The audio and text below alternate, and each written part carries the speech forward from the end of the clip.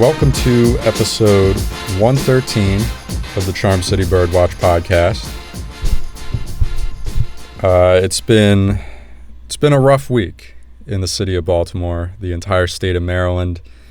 We have plenty to get to on today's show, but we would be making a mistake if we didn't take some time here at the top of the show to mention the passing of Mo Gaba, the Baltimore icon.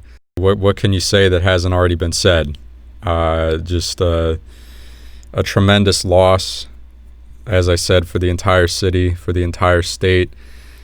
You know, there's never a good time to receive this kind of news. For those who don't know, I produced Jeremy Kahn's show on 105.7 The Fan, and we found out on Tuesday evening about his passing, and unfortunately it was while Jeremy was on air. Handled it as best as he could, and we ended the show early, but I just remember, you know, we got about a segment into the show, and, you know, coincidentally enough, that segment, we just spent the entire time talking about Mo because he had been inducted into the Orioles Hall of Fame earlier in the day. You know, we get a segment in, go to break, everything's good, everything's normal. And we're coming out of break, and right as, you know, the music's playing, we're about ready to get going again. And he paused for a second, and then he said, you know, I just got a text here on my phone, and I don't know, I don't really feel like talking. And right there, I put two and two together and assumed the worst, and unfortunately that was the case. I couldn't mention it on air because, you know, it was, you know, the family hadn't made it public yet, but it was just very hard to receive that at work. And then, you know, once we ended the show, just kind of sitting there in disbelief, like what just happened. And then the news eventually reached everyone else on social media, and just to see that outpouring, the mass outpouring of support, of love, people sharing stories, pictures, their experience meeting Mo, it was just beautiful and very comforting in a time where, you know, everyone was just kind of at a loss for words. I thought that mass outpouring was very beautiful to see. The Ravens, the Orioles, both released tremendous videos that showed some of the highlights of Mo, you know, his time at Camden Yards, at the Ravens training camp facility, at practice, you know, meeting the players, talking to them. And I won't ramble on here too much because I could probably spend hours talking about Mo, but we miss him already. It's only been a couple days since he's passed, and we already miss him tremendously. But I do know that I can speak for myself that, and I know a lot of other people feel the same way, we're also happy and relieved that, you know, there's no more pain in Mo's life, no more sleepless nights, no more treatments for cancer, none of that painful stuff that, you know, was unfortunately existed throughout his all 14 years of his life. That is gone. So we're happy for that. You know, there were so many eloquent and amazing things said by, you know, people close to Mo all week. I thought Jeremy went above and beyond to, you know, go on other people's shows nationally, locally, whatever it was, and to talk about Mo and to remember his life. You know, that took great strength from Jeremy because I know he's really, really going through it. But Scott Garceau as well just had some absolutely beautiful things to say, and the way the Orioles honored Mo before Wednesday's game against the Yankees was amazing. The whole ceremony, the pre-recorded message that Mo had for the team, it would bring a tear to your eye. And then Scott Garceau with a little opening monologue was just, man, I mean, what he said about Mo finally being able to see his first baseball game, his first Orioles game, it just, you know, I broke down and cried when I heard that, but it's true. And it kind of, hearing that, you know, I hope that helped a lot of people kind of process this, because I know it hit me hard, not just because it was a very poignant thing to say, but it goes back to what I was saying, like, you know, the suffering is over. There's no more pain. And for that, we should be thankful. We'll close on this. I'm not a religious person, but many people have described Mo as an angel on earth, and I think that's really the only way to describe him.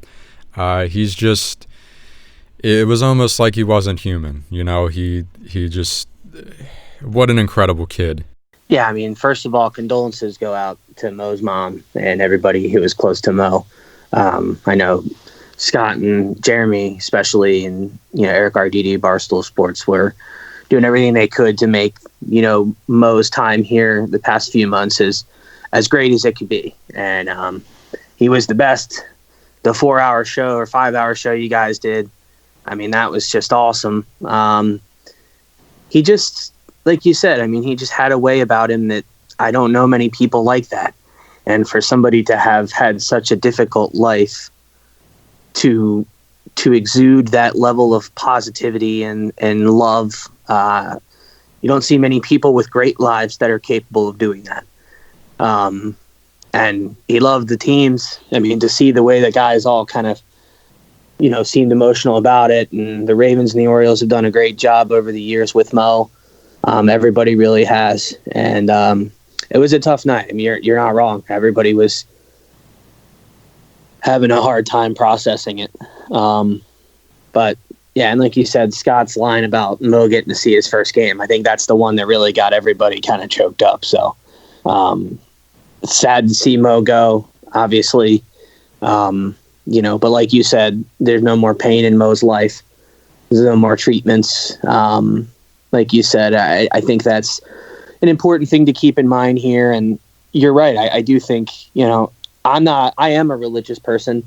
I'm not sure, not everybody is, but I think it's almost like he waited to go before, until he got inducted into the Hall of Fame. I thought that was interesting. That announcement came about 12 hours earlier. I do think there's weird things that happen like that.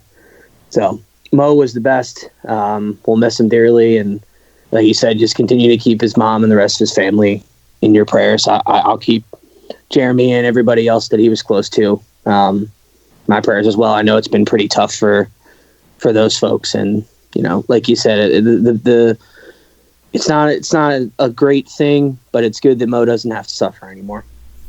Yeah, and I'm glad you mentioned the Hall of Fame induction again there, because, that was another thing that on Tuesday night was comforting. After, you're trying to process this loss that goes beyond just you and your immediate circle. I mean, this is a loss, quite frankly, it's a celebrity loss.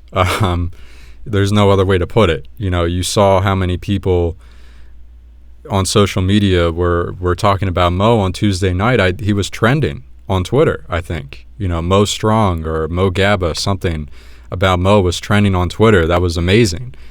I reminded myself and I said, man, it really is awesome that he was able to receive that news about the Orioles Hall of Fame induction before he passed, because he deserved that. He deserves the world.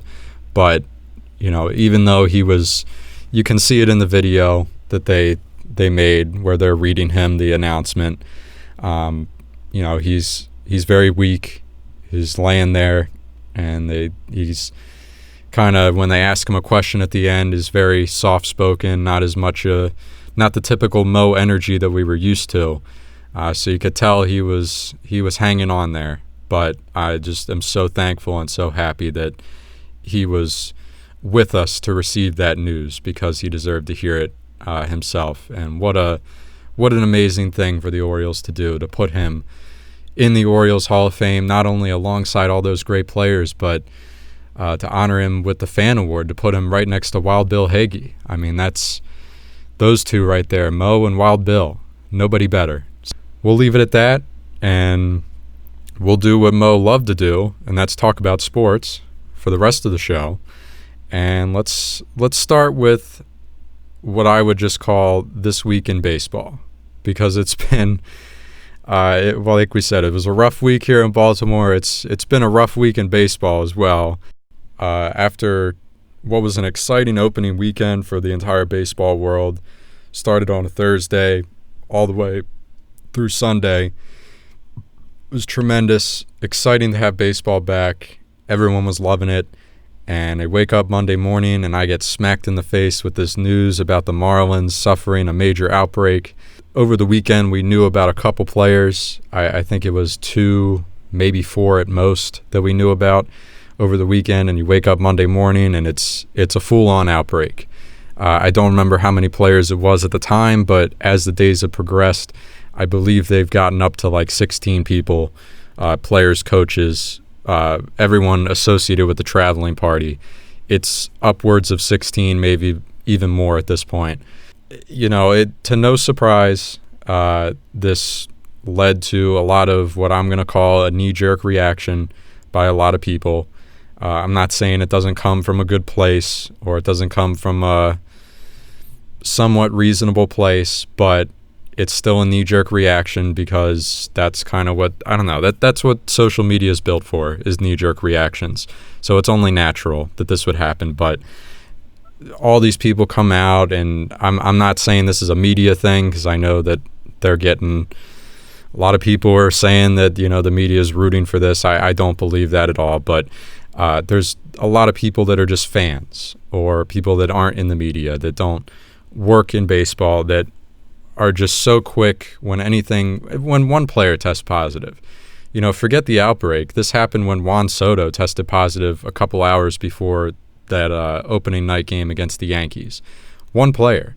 Rest of the team was fine. Rest of the team's test came back negative. Juan Soto came back positive. And people freaked out. They're, shut it down, shut the season down. There's no way they're going to make it through the season. This player tested positive. He hasn't even played a game yet. It's like, slow down. Like, do you even watch baseball? Because if you did, you would know that 1 to 2, maybe even 3 players per team has tested positive already earlier in July. I mean, the Orioles had 2 guys that tested positive upon arrival at summer camp, and they immediately got sent home for 2 weeks, and then they came back when they were good. Santander and Dwight Smith Jr. Plenty of other players around the league did as well. Freddie Freeman with the Braves. I mean, I could list them all off. I think Charlie Blackmon. I think DJ LeMahieu did. He's back. There's so many guys that did early in July. They're back now. They're actually playing now. If one player tests positive, it's not the end of the world. Just slow your roll. Now, with that being said, the Marlins having this outbreak, that's a serious issue, and we need to figure out the scope of this thing.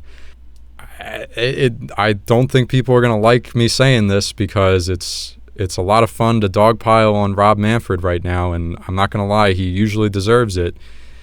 But the way Major League Baseball handled this week, the way Rob Manfred handled this week, besides maybe being a little more transparent and answering questions a little more outwardly, I think their actions were pretty reasonable. The way they handled this Marlins thing, they suspended the games. The Marlins were set to play the Orioles early in the week. They suspended those games. They said, let's stop, shut this down. Same thing with the Phillies. They played the Marlins over the weekend.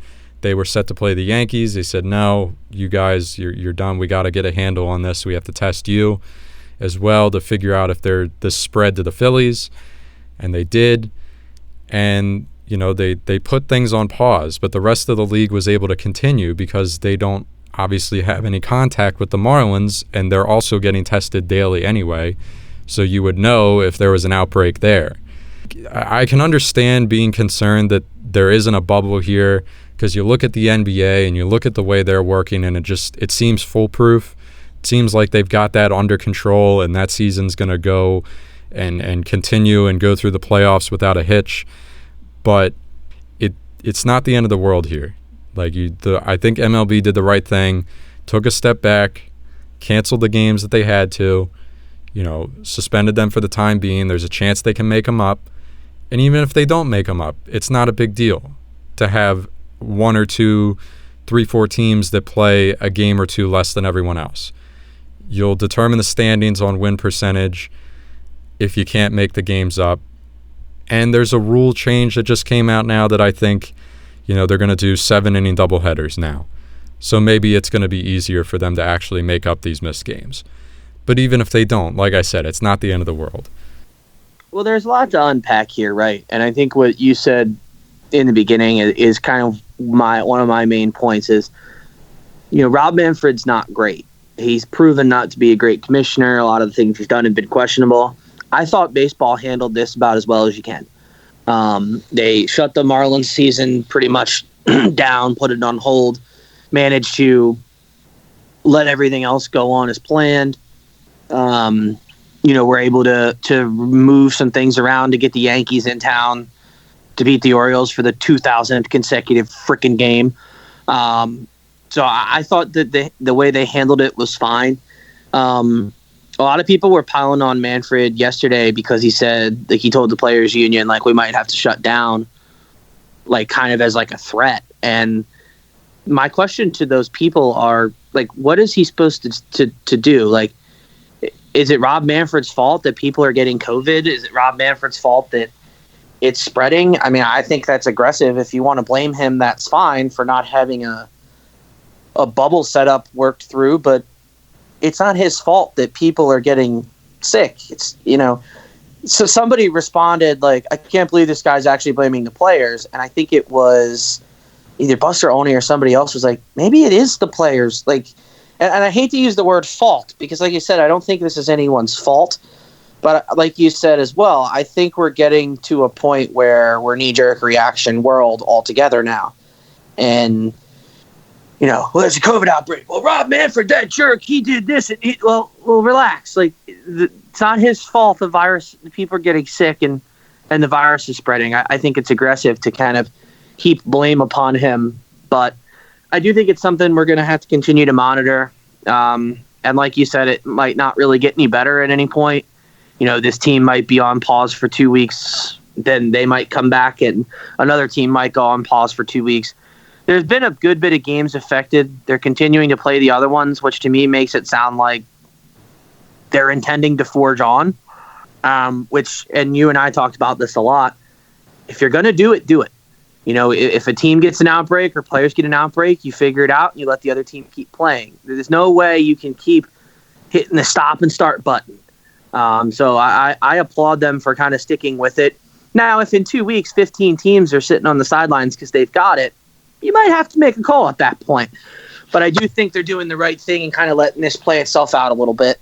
And I hope that it continues to be less of an issue than it is now. Like I said, there's a bunch of teams impacted at this point. So hopefully it gets better in the coming weeks. But I have no problem with how they've handled it so far.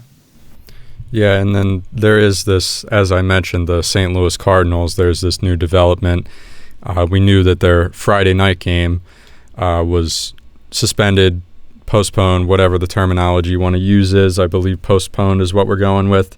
And their intentions were to play today, Saturday, and then tomorrow, Sunday. But as I woke up this morning, I saw that the Cardinals, a game again today on Saturday, has been postponed as well.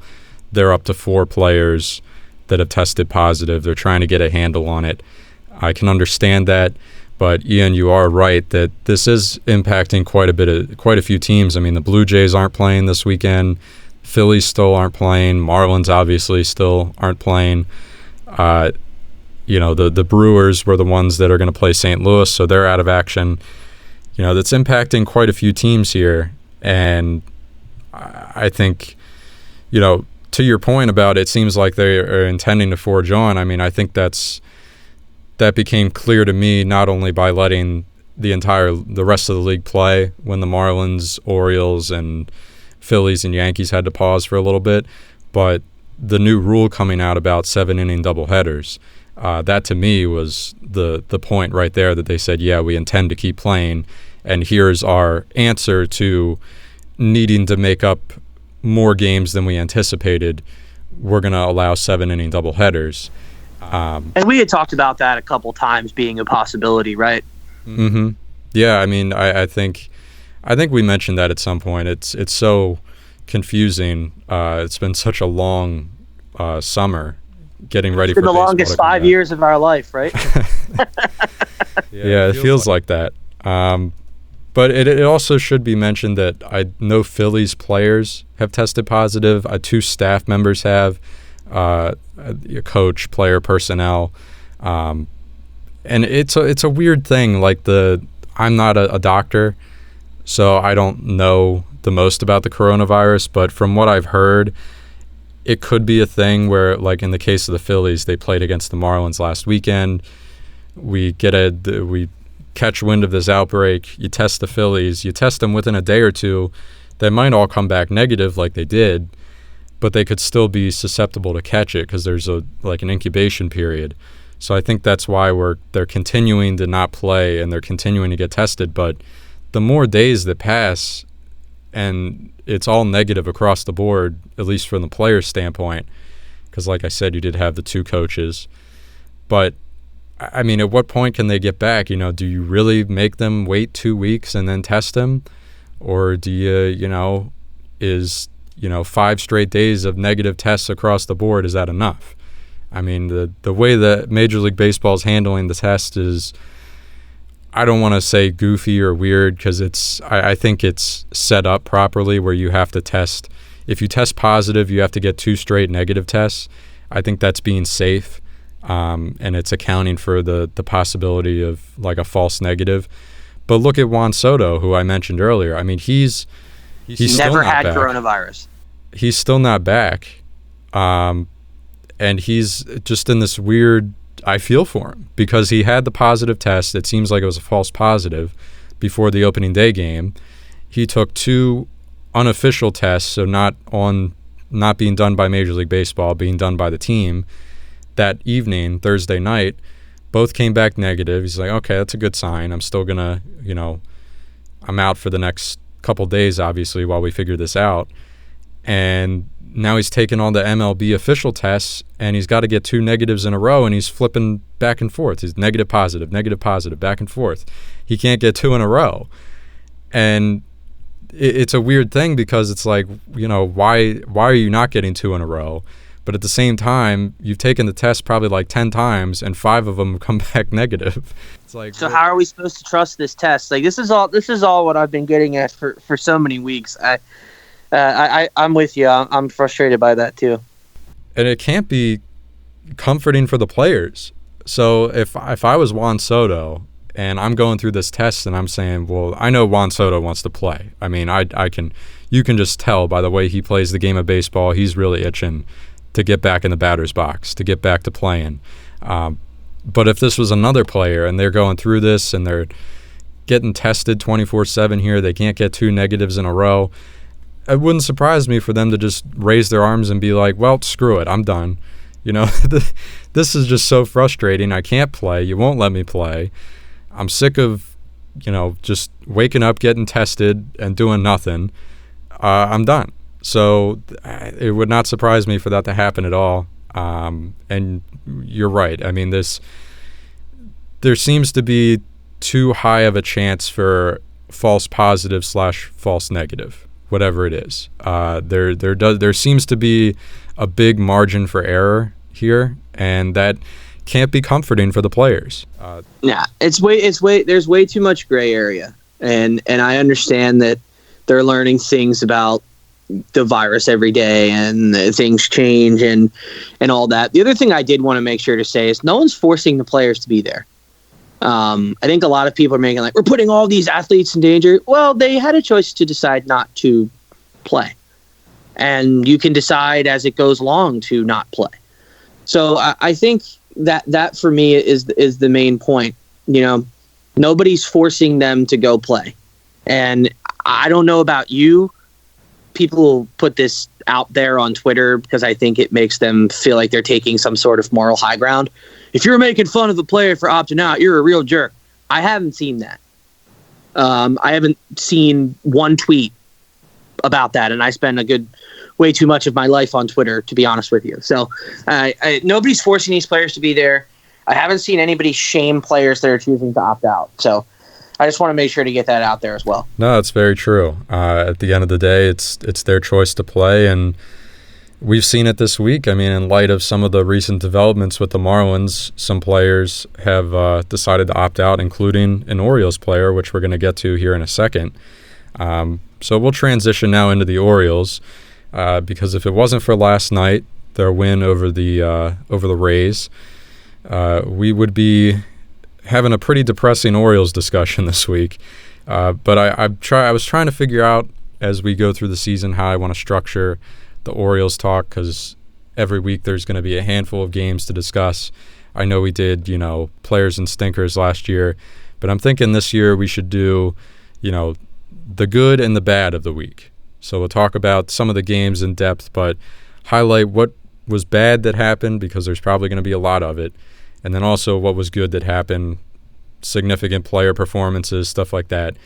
So we'll start with the bad this week, because up until last night there was quite a bit of it. And, are we really surprised? Because the Yankees were in town. The Yankees, hitting in Camden Yards, came in here, stopped the Orioles for two more losses. That's 18 in a row going back to last year, 18 straight losses to the Yankees. If you're looking for a silver lining, Gleyber Torres didn't go yard, but New York hit 6 home runs. They did hit 6 home runs total between the two games, and including what was just an absolutely heartbreaking shot to left field by Aaron Judge, top of the 9th on Thursday. That one got to me. We'll start with that game, because Tuesday was whatever. They got in a hole early.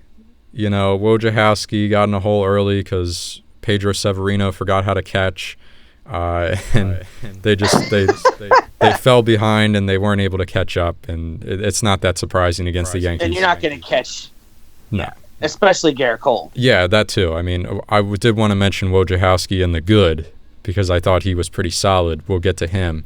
Don't want to ignore his performance, but you're right. Being asked to match Garrett Cole is not an easy thing to do.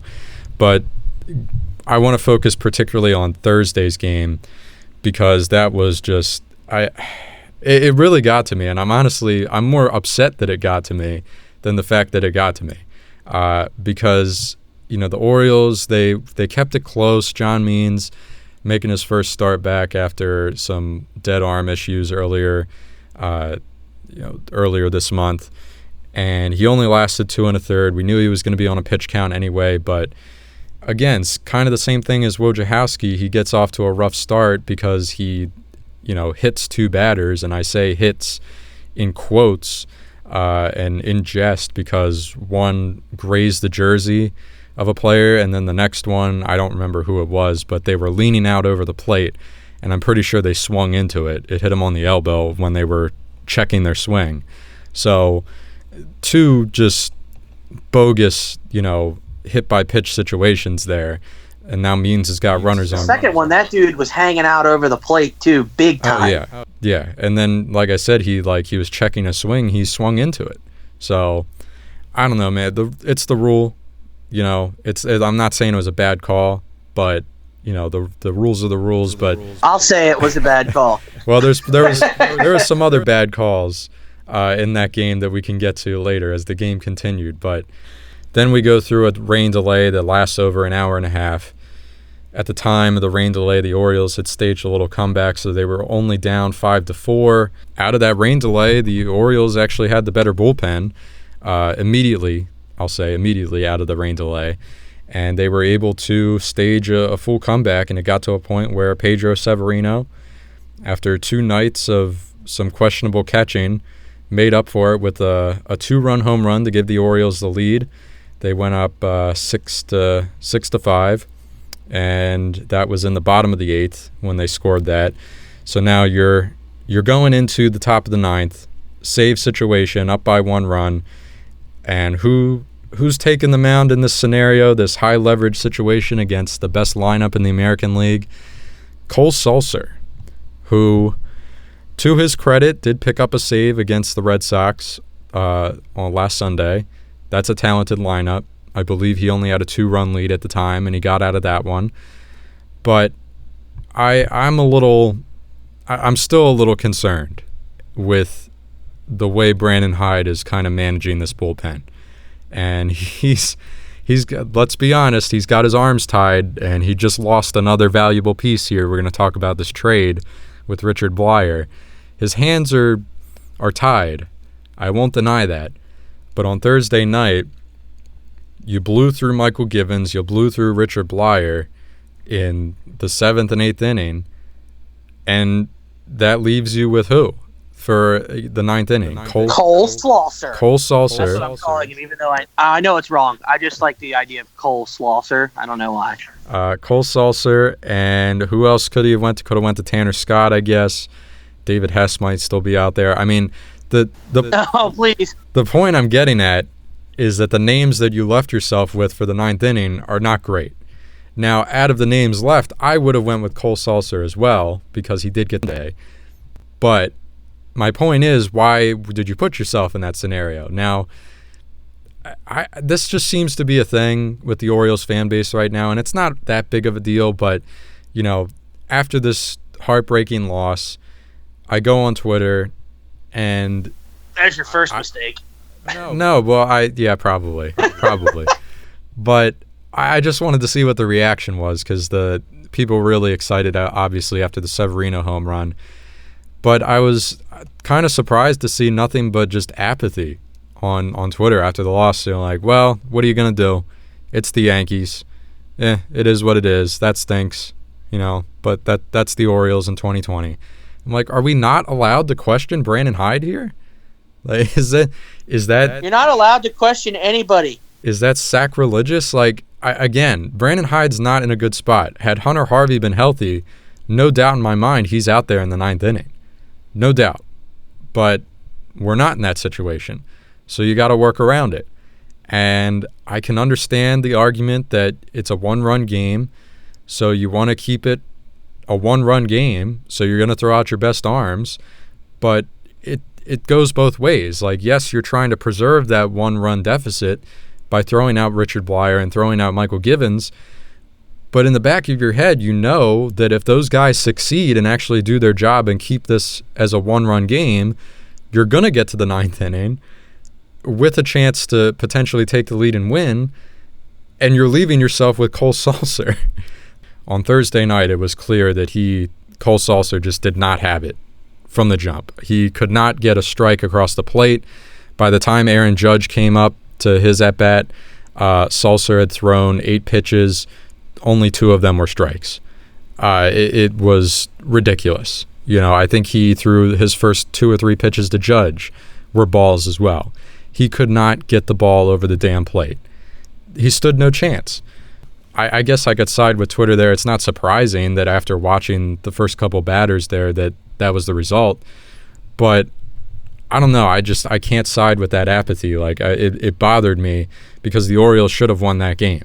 That's well, and here's another question for you. And this is just, I mean, I think this is a pretty simple answer. And I think most of the Orioles fan base, I would hope, would agree. If everybody's available and you're in a save situation in the 9th inning, who would you be setting your bullpen up to put in the game? Michael Givens or Cole Slaucer? It's got to be Givens. It seems like Brandon Hyde has chosen Cole Slaucer. Because it happened again. I mean, last night again, Givens pitches the 8th and Slaucer pitches the 9th. So is that basically, to me, like, and I know the Orioles don't have a closer and they're not good and they probably want Harvey in that spot and all that is well and good. But don't you find it odd that it seems like Cole Slaucer is his choice for the 9th inning over Michael Givens? I find it very odd.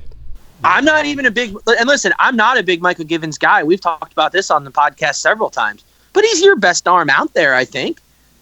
I mean, the best suited to close games. I think that almost everyone would agree with that. And listen, I'm not sitting here telling you I know more than Brandon Hyde or the fans do or this, that, or the other, but I think it's questionable that he is planning, if he's up by a run in the 9th inning, a run or 2 in the 9th inning, to close the game with Cole Slaucer. I think that's strange. Yeah, let's just talk about Bleier because we're on the subject of the bullpen.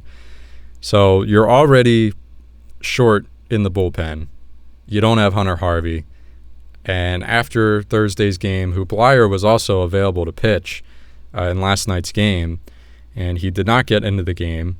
And the reason for that, and this could have factored into what we were saying there, Ian. Had Bleier not been traded, maybe he goes out for the 8th, and then Givens does the 9th.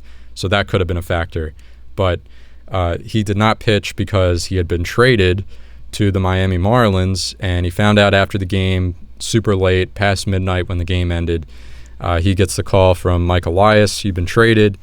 He took some time to speak to the media, which was very nice of him, say his goodbyes. We haven't heard much of Richard Bleier talking because, again, he's a bullpen arm.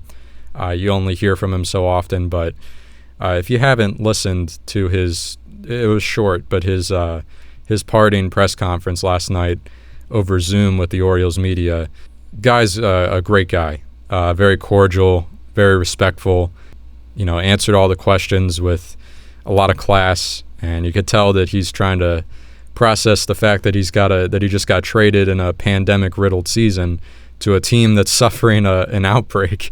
You feel bad for him because, to get traded is one thing. He clearly wanted to stay here. But then on top of that, you're getting traded to the Marlins. He's on the move, and I guess the only thing to ask is, why? Why trade Richard Bleier? At least for me, why trade him right now? Richard Bleier is a guy that in the past, 2017, 2018, he turned in we'll call it, 1.5 good seasons. 2017, he was exceptional, an ERA of 1.99 and 63 innings. 2018, only pitched 32 innings, but an ERA of 1.93. Last year, still dealing with the injuries. He comes back, pitches 55 innings, but the ERA was inflated over 5. And only in 3 innings so far this year in 2020, hadn't given up a run, only given up 1 hit, and 4 strikeouts in 3 innings. So, again, very small sample so far, but just watching him pitch, he's clearly healthy. He's clearly in a position to bounce back. So my question is, even if you were going to trade Bleier, why not wait? Why not give him some more time to actually build value? Because it's clear that he's kind of on track to build value. Unless Elias knows something that I don't. He knows a lot that I don't. But what I mean is, do they have some question marks about Bleier, like fully bouncing back from this injury? Do they know something like he might flare up with an injury, or do they just not trust him to continue pitching well? Because if they did, I don't see why you wouldn't just hold on to him, have him, help you win some games or at least keep you competitive in the bullpen for a couple more weeks, and then trade him closer to the deadline, and then maybe you can actually get more than a player to be named later, because that's all you got in return for Richard Bleier, a proven major league bullpen arm. A proven major league bullpen arm got you a player to be named later. That's it. And the Orioles traded earlier this week Hector Velasquez, a relief pitcher, for the same return to the Astros for a player to be named later. Now, there could be a big difference between those players. We don't know who they are, obviously. But the fact that Hector Velasquez and Richard Bleier got the same return, one player, a player to be named later, that's kind of rubbing me the wrong way. Like, Richard Bleier could have gotten you more than that if you just let him pitch a couple more weeks and then traded him at the deadline. But Nolan's cranky today. I'm not used to this. I'm usually the cranky one, damn it. I was so high last week that the Orioles were going to the World Series, and now they're ruining it. They're still going, Nolan. They're 500. We gotta. They're 3-3. Damn it. We got a chance. Yeah, I don't follow the logic, but I haven't followed the logic of a lot of the stuff that they've done, and I'll continue to just say I trust that Mike Elias knows what he's doing, and even though there have been a couple of questionable decisions made over the past year or so that he's been here, I have no choice but to believe that he knows more than I do. The timing of the trade is odd. I also don't understand, like, it's not like you traded him to a contender. you traded him to another rebuilding team. So I'm not sure really what the Marlins are going for here or what the Orioles are going for. I look at the Orioles bullpen in the same way that you do and think if I'm Brandon Hyde, I'm not stoked to go to any of these guys. And he also has a rotation that I'm not stoked to really go to any of those guys either. So he's got a pretty tough job, to say the least. And to take away, I mean, would you call Bleier a top 5 arm on the team, including starters? I probably would. He'd probably be 5th or 4th, but he's definitely one of your better arms. So I'm with you. I thought it was questionable.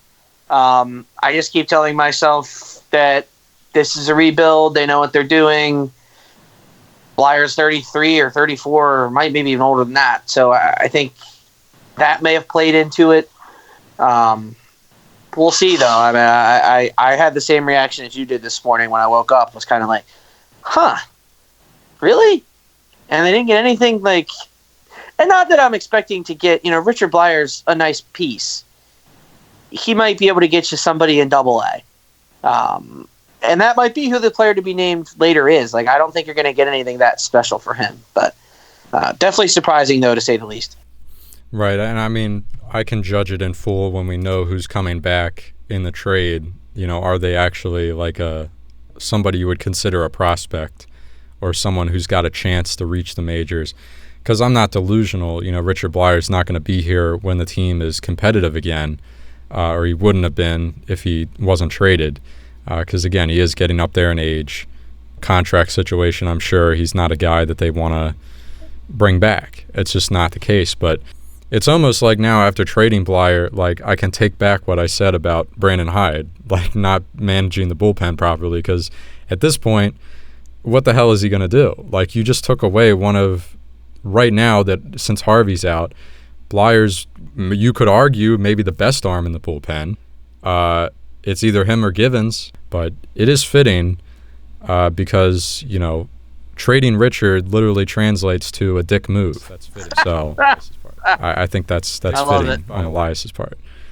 The Orioles suffered a couple injuries this week. One injury, one player was out for a while.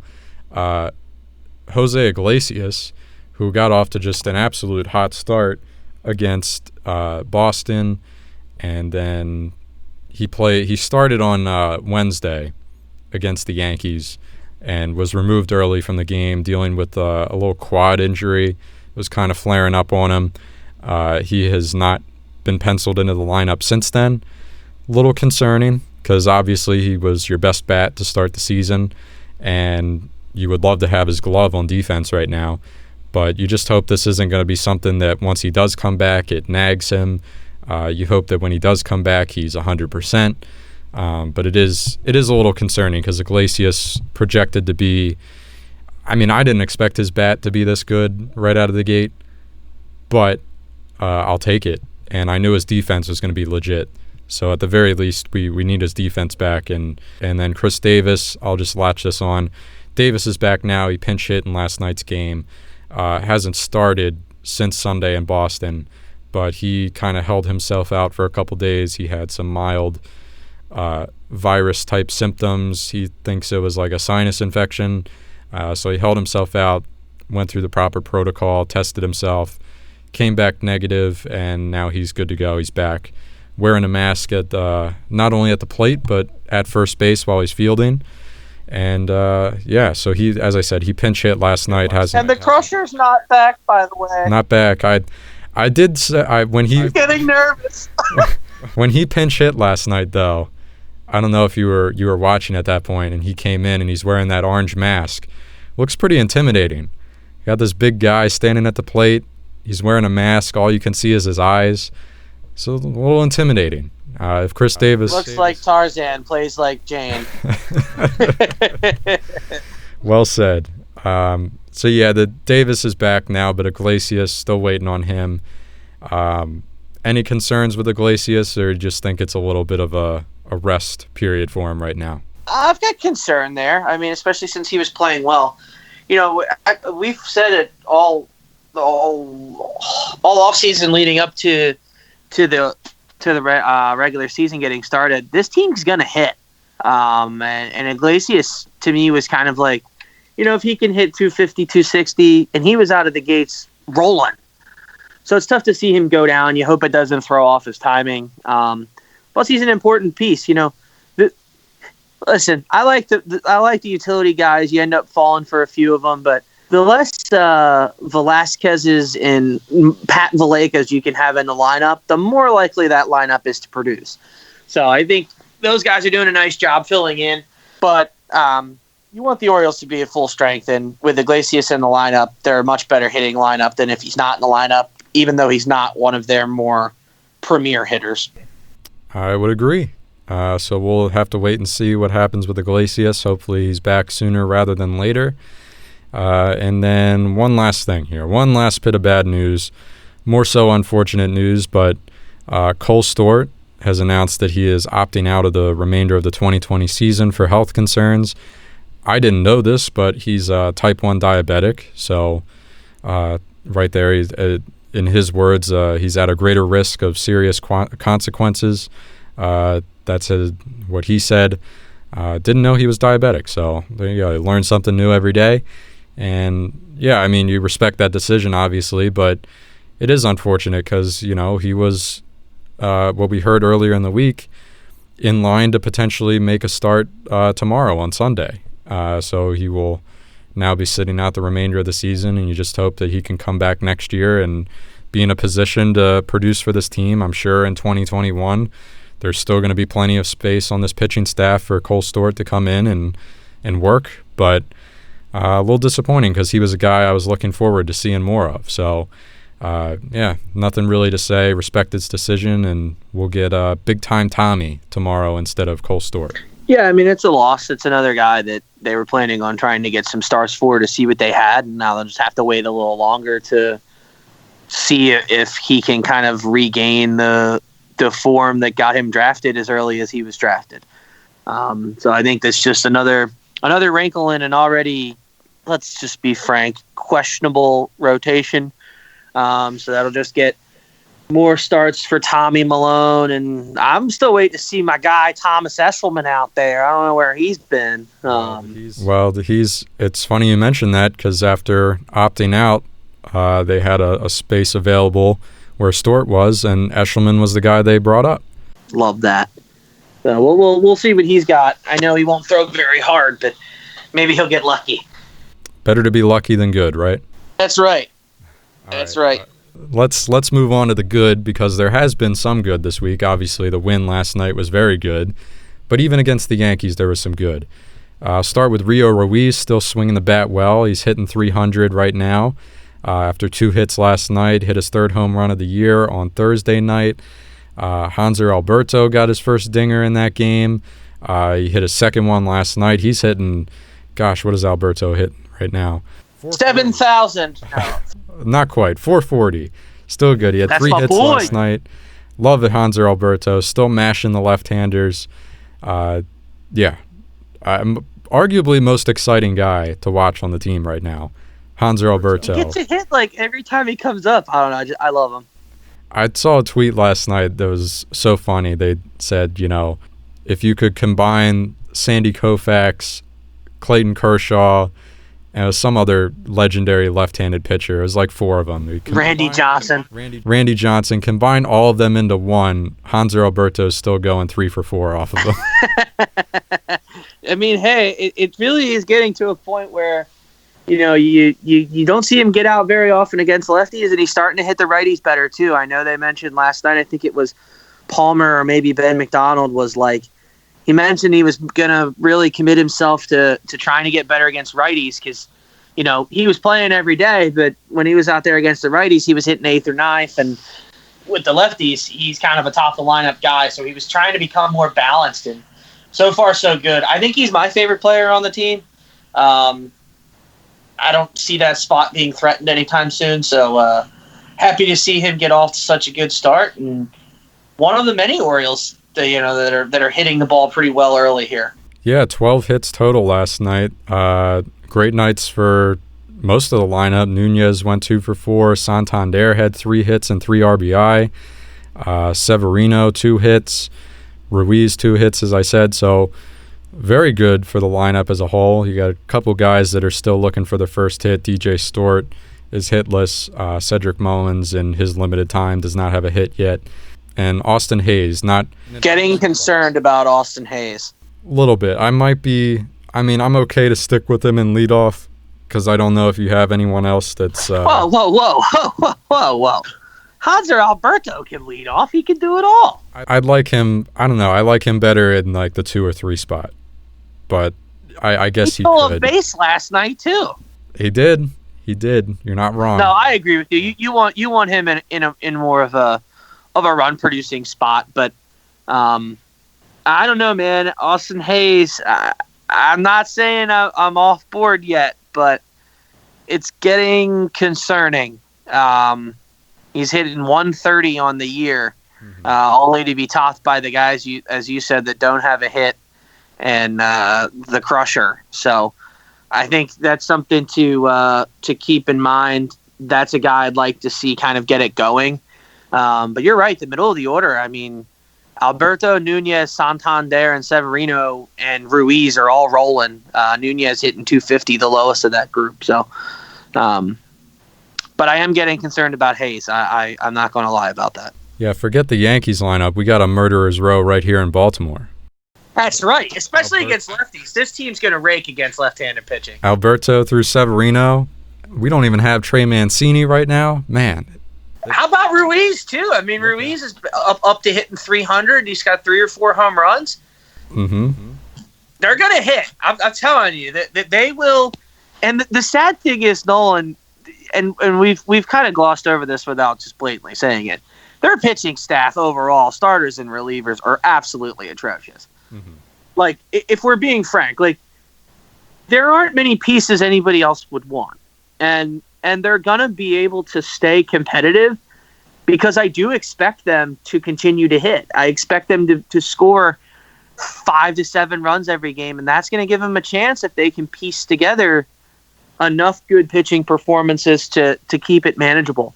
But it is sad because I look at this team and I think, man, if they had Mancini too, that would just make them an even stronger lineup. Now, most of these guys are still unknown. I don't know if you saw on Twitter when they were playing the Yankees, that clown from Barstool, Marty Mush, who's a Yankees fan, was like, do the Orioles actually look at this lineup and think they have a chance to win?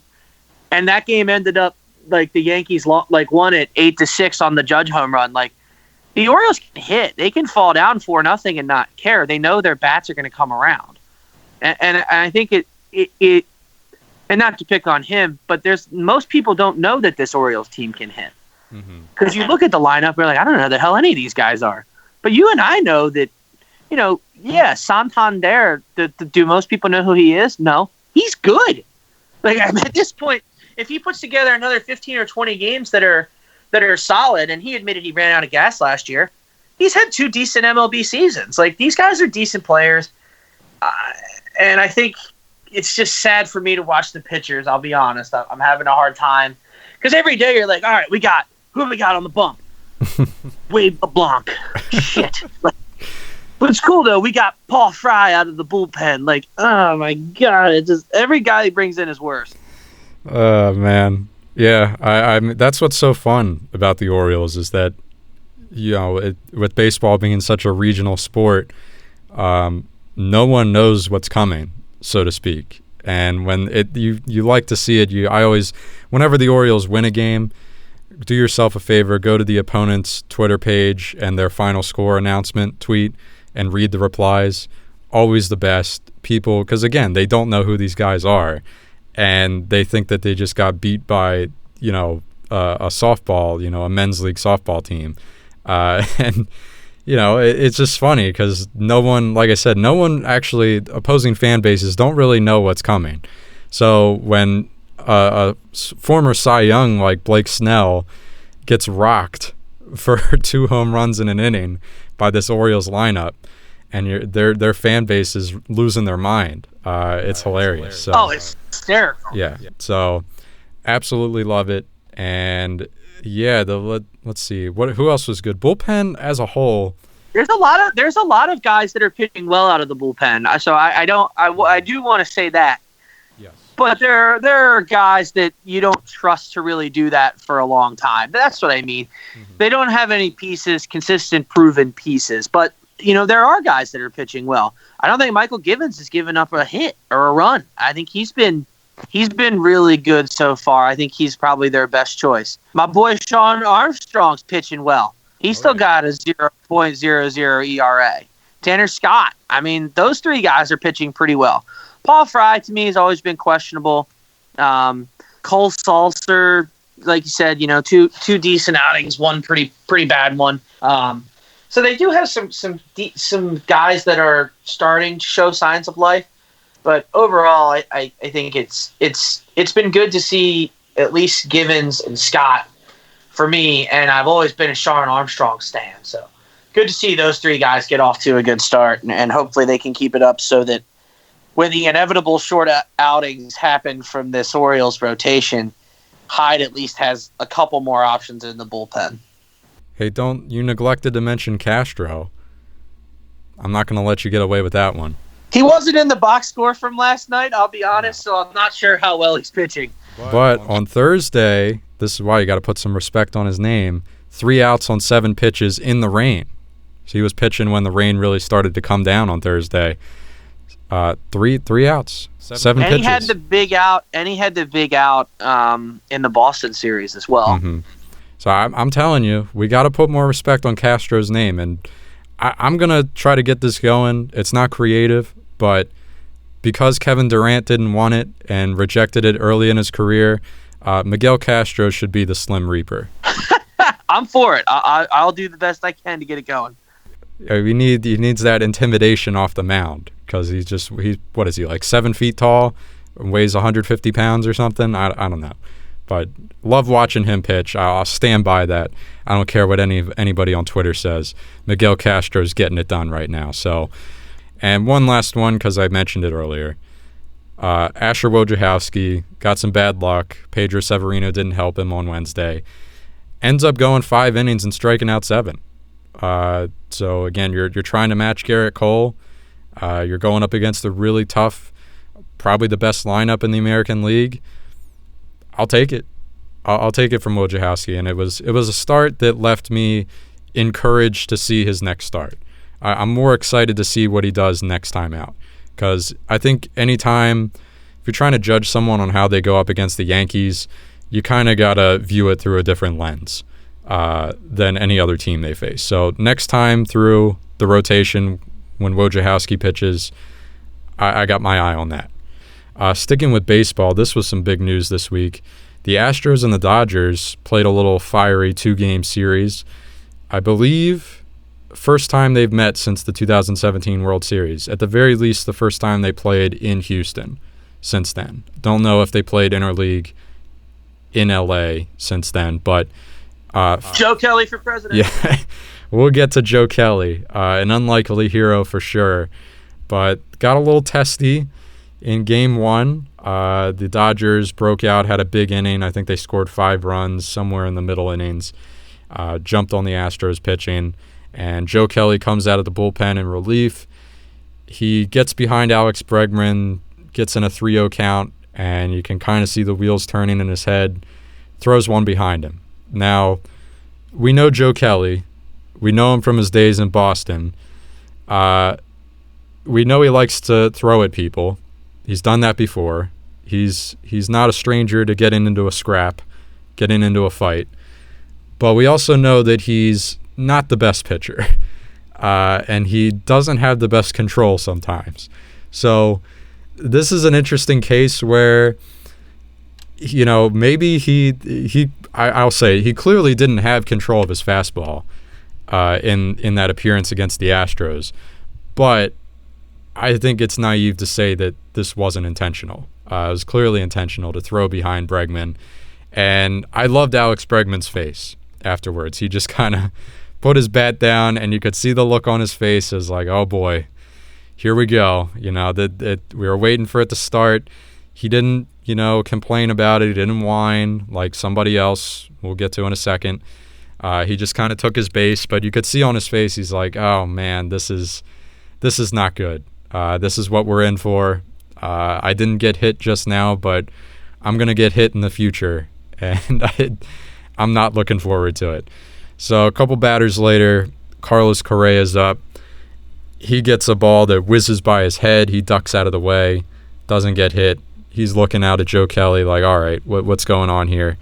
Then Kelly ends up striking him out, and we get just an amazing exchange as he's walking off the mound, looks over at Correa, mocking him, doing like a pouting face. Just absolutely amazing. Great GIF, great screenshot. That's going to circulate on Twitter throughout the entire season for sure.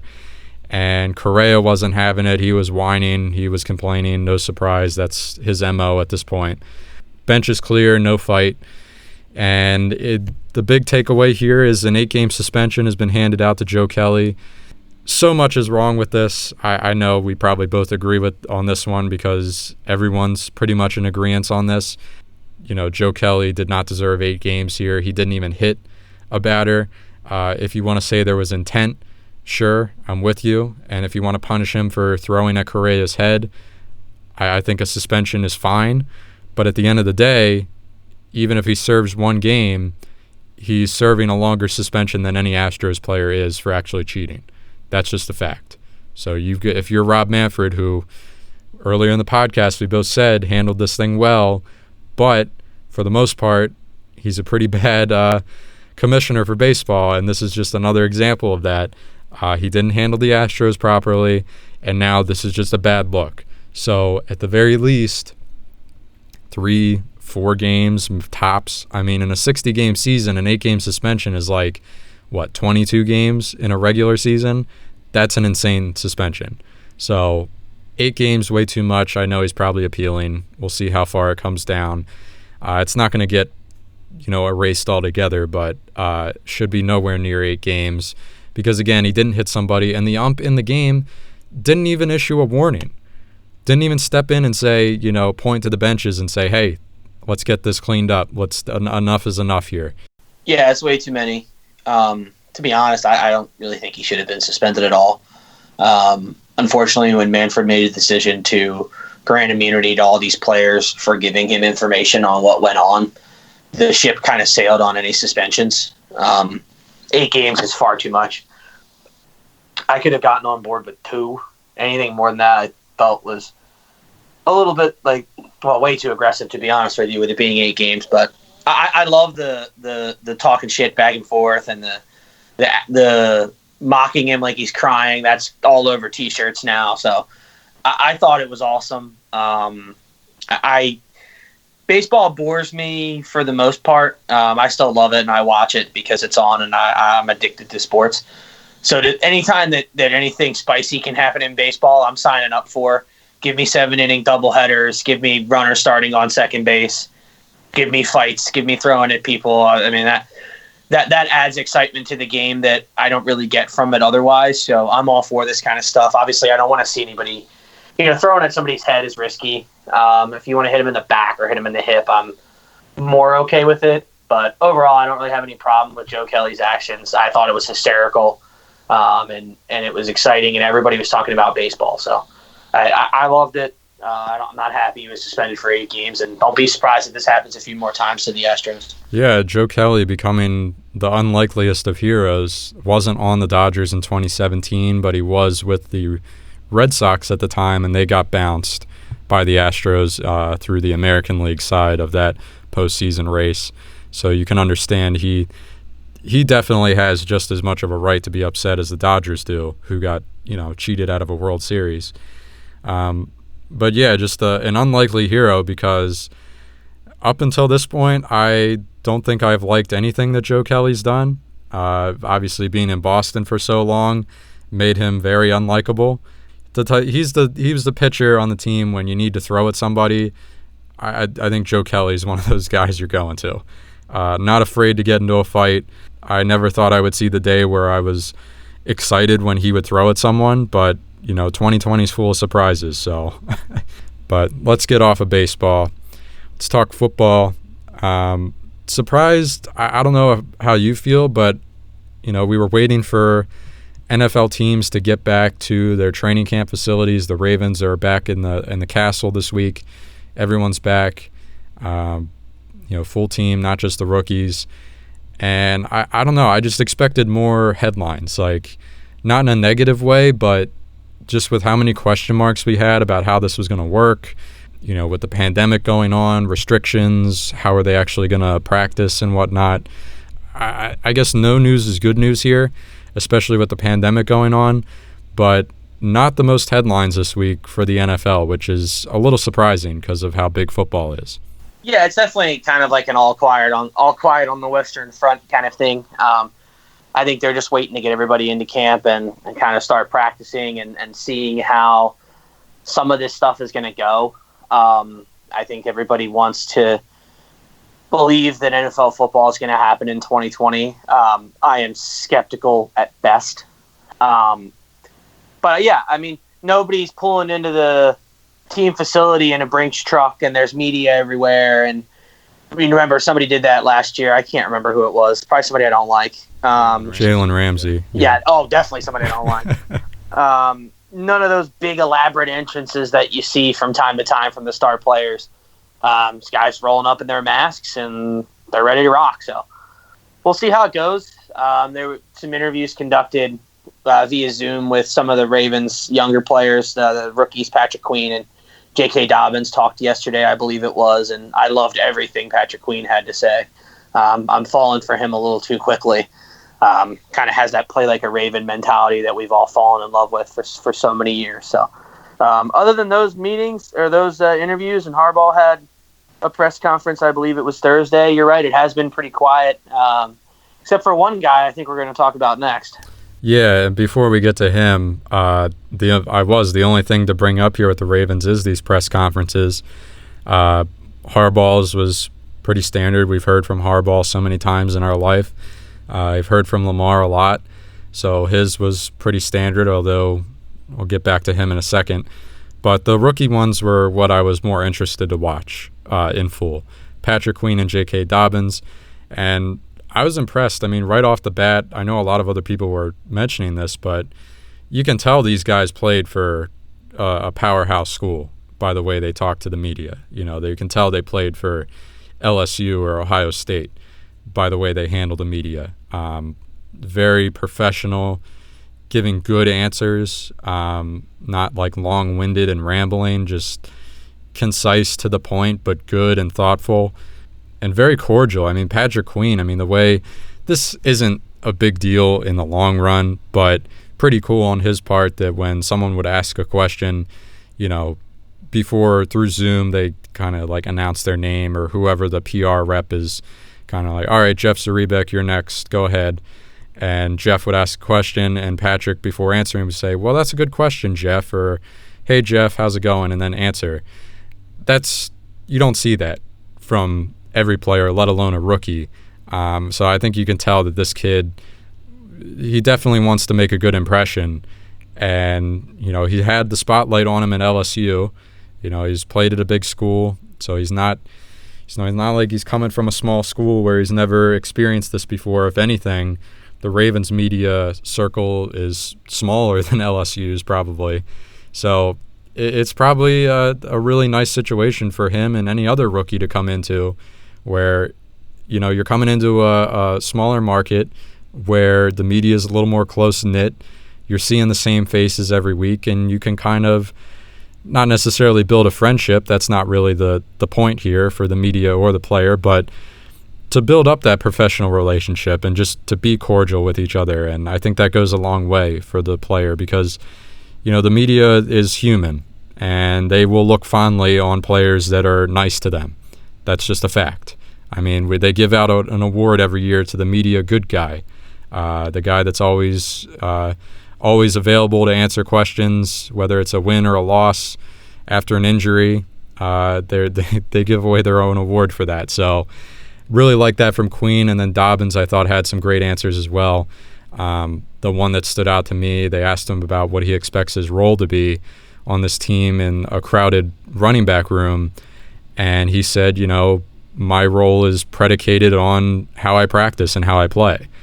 Not that different than saying, whatever my team needs me to do, which is kind of the cliche answer we're all used to. But I thought it was a strong answer. I really like to hear that. He could be a guy that, he's graded as the top running back coming out of this draft by many. There's really only the guy the Chiefs took, I think, is the only other one that you could say is ahead of him, or you think might be better than him. So I don't think he expected to fall that far. I don't think he expected to get drafted by a team that doesn't have a glaring need at running back.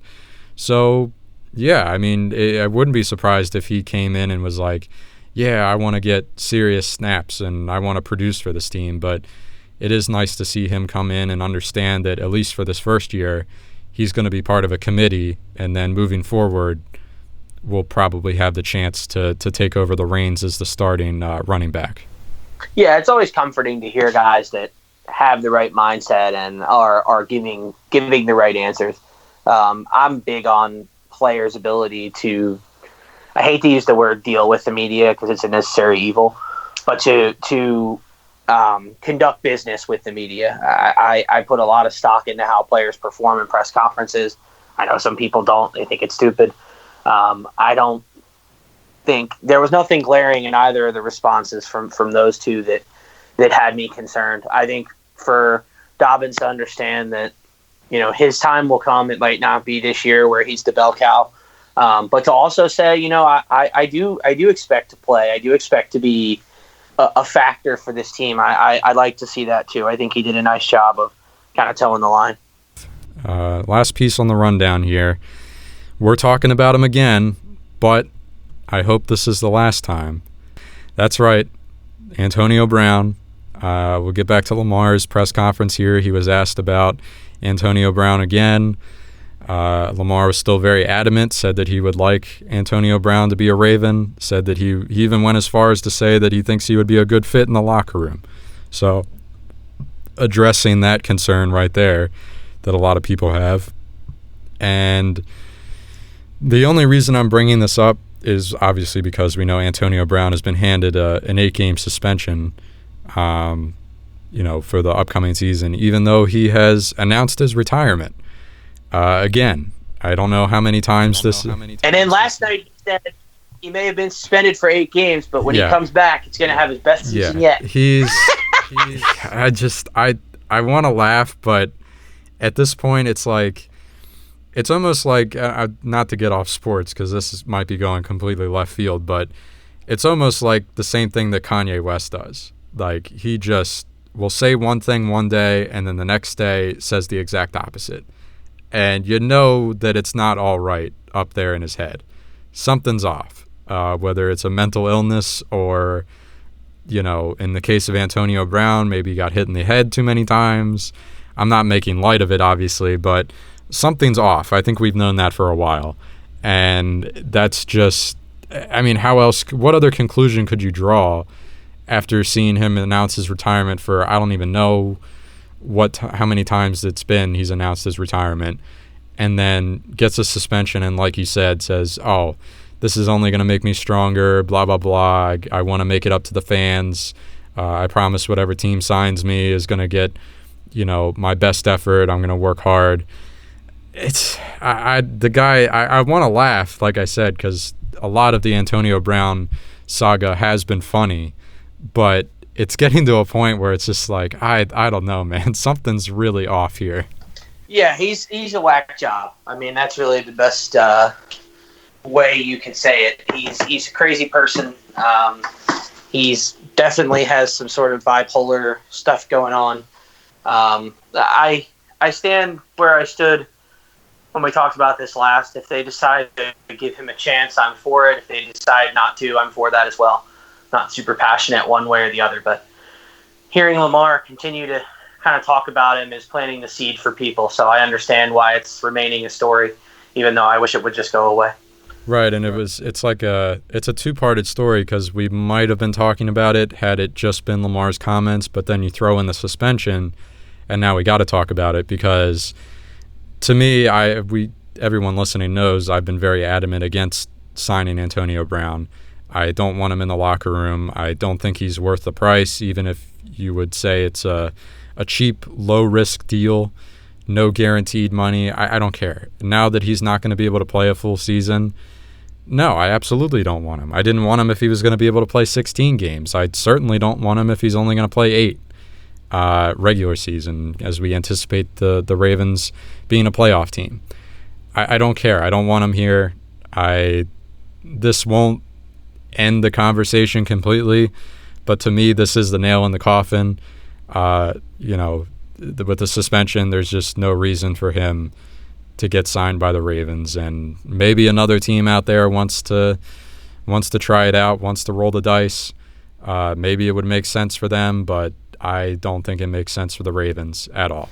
Yeah, I think a lot of people now are even getting more excited because of the suspension. They're like, "Oh, imagine you get him back and he's full strength, and you're getting ready for your playoff push." I think if anything, the suspension makes it less likely that he ends up in Baltimore. And you got to think, there's still things going on with his trial. There's another hearing in September, so the news could get worse. I still think he provides too much upside to completely rule out. So I'll stay where I'm at, but I understand why you're not interested. Yeah, and this is the last thing, and then we'll wrap it up. When you mentioned the reason for the suspension there, I mean, let's not forget that. He's not getting popped for 8 games here because he took, performance-enhancing drugs. He's in some serious, he's under fire for some serious accusations. And that is something that the Ravens have said they want no part of in the past. After the whole Ray Rice situation, they have tried their best to avoid drafting guys that might have a bit of a bad reputation, or signing guys in free agency that have had something like that on their record. Why is Antonio Brown any different? I know the fans are a different entity and they just want to see a powerhouse Madden-esque team go out there and dominate, but I don't think DaCosta is going to be a guy that wants to sign Antonio Brown. But then again, we've heard the rumors and the reports that they've been in talks with him. So, again, I don't know how much truth there is to those reports, but here we are. I've said, I think a month ago, that we weren't going to talk about him anymore on the podcast, but here we are. So I can say it again, but I'm sure. Lamar won't let it die, man. Lamar won't let it die. So we'll end it there. I won't shut it down. I'm sure we're probably going to bring him up again at some point. And hey, if he does sign with another team, we'll probably mention it there. But that'll do it for episode 113. Marathon episode right there. We'll see what that ends up being. But it's good. Now that we got sports back, there's so much to talk about. We've gone so long, so many months without having actual games to talk about. We didn't even tap into any of the NBA. They're back. Hockey's back today. Full time. We're rocking and rolling, Nolan. It's a full slate today for sure. Baseball, hockey, NBA. Good stuff, man. Good stuff. Glad to have it back. And we'll leave it at that. Next week, going to be talking more Orioles. We'll see what the situation is with this pandemic. How's the Cardinals situation going to unfold? Where are the Marlins at? Do we know who we're getting back for Richard Bleier and Hector Velasquez as well? Do we know that at this point? Are the Orioles still mashing? At the very least. Is the Crusher going to be back next week? All valid questions that we will know next week, and hopefully more on the Charm City Birdwatch podcast. We'll talk to you then. Thanks for listening.